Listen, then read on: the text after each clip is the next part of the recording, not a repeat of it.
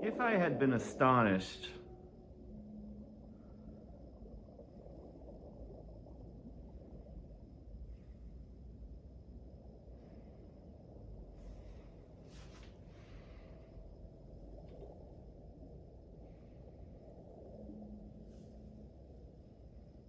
Chapter 6, The Street. If I had been astonished at first glancing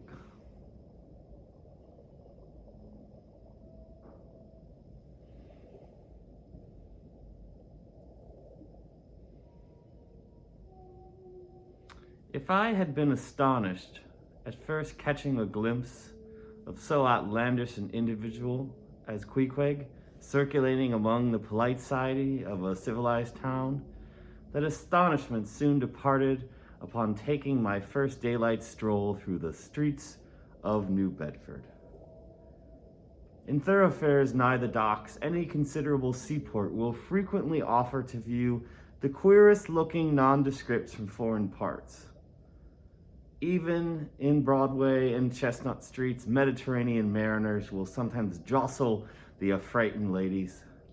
Regent Street is not unknown to Lascars and Malays, and at Bombay and the Apollo Green live Yankees have often scared the natives.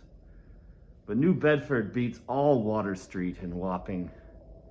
In these last mentioned haunts, you only see sailors, but in New Bedford, actual cannibals stand chatting at street corners, savages outright, many of whom yet carry on their bones unholy flesh. It makes a stranger stare.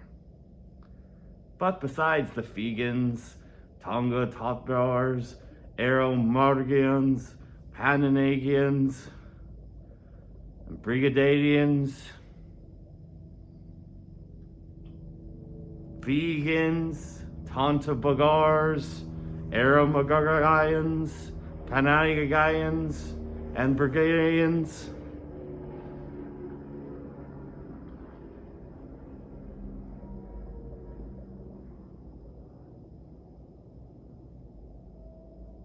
it makes a stranger stare.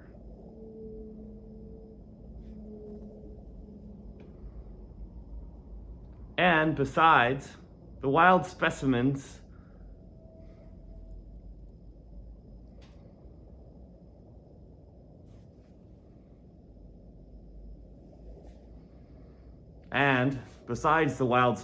of the whaling craft, which unheeded reel about the streets, you will see other sights, still more curious, certainly more comical. There weekly arrive in this town scores of green Vermonters and New Hampshire men, all athirst for gain and glory in the fishery. They are mostly young, of stalwart frames, fellows who have felled the forests and now seek to drop the axe and snatch the whale lance. Many are as green as the green mountains whence they came. In some things you would think them but a few hours old. Look there! That chap strutting round the corner. He wears a beaver hat and a swallowtail coat, girdled with a sailor belt, and a sheath knife.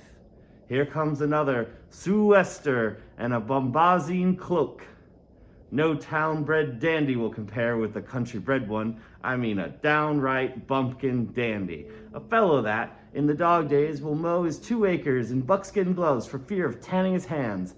Now, when a country dandy like this takes it into his head to make a distinguished reputation and joins the great whale fishery, you should see the comical things he does upon reaching the seaport. In beseeking his sea outfit, he orders bell buttons to his waistcoat, straps to his canvas trousers. Ah, poor hayseed! How bitterly will those straps in the first howling gale, when thou art driven, straps, buttons and all, down the throat of the tempest. But think not that this famous town has only harpooners, cannibals, and bumpkins to show her visitors. Not at all. Still, New Bedford is a queer place. Had it not been for us whalemen, that tract of land would this day perhaps been in as howling condition as the coast of Labrador. As it is, parts of her back country are enough to frighten one, they look so bony. The town itself is perhaps the dearest place to live in all New England. It is a land of oil, true enough, but not like Canaan, a land also of corn and wine.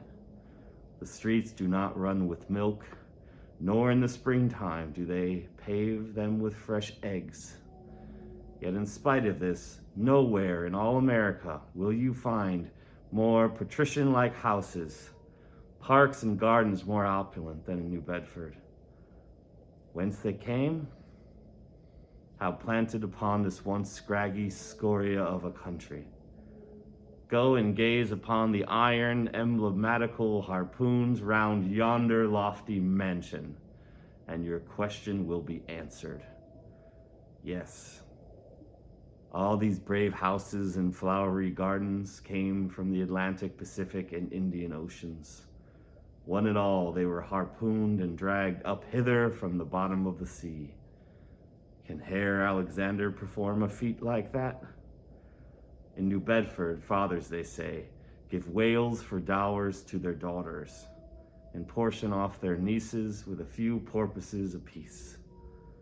You must go to New Bedford to see a brilliant wedding, for they say they have reservoirs of oil in every house, and every night recklessly burn their lengths and spermaceti candles. In summertime, the town is sweet to see, full of fine marples, maples, long avenues of green and gold, and in the August high in air, the beautiful and bountiful horse chestnuts, candelabra-wise, proffer the passerby their tapering, upright cones of congregated blossoms. So omnipotent is art, which in many a district of New Bedford has superinduced bright terraces of flowers upon the barren refuse rock thrown aside at creation's final day. And the women of New Bedford, they bloom like their own red roses. But roses only bloom in summer, whereas the fine carnation of their cheeks is perennial as sunlight in the seventh heavens. Elsewhere match that bloom of theirs, ye cannot save in Salem, where they tell me the young girls breathe such musk, their sailor sweethearts smell them miles offshore, as though they were drawing nigh the odorous Moluccas instead of the puritanic sands.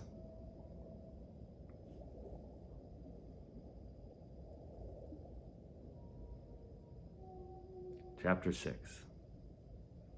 The Street. Another fisherman was fished today.